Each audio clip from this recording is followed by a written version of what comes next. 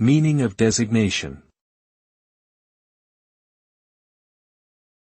Designation. Designation.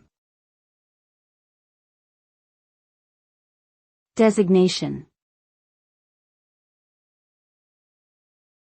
Designation. The word designation refers to the act of appointing someone or something for a specific purpose or role.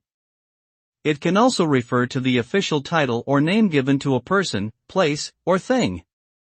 In general, designation has a connotation of formality and specificity, indicating that a particular entity has been chosen or identified for a specific function or purpose. This word is commonly used in administrative, legal, and professional contexts, where clear roles and responsibilities are necessary for efficient and effective operation.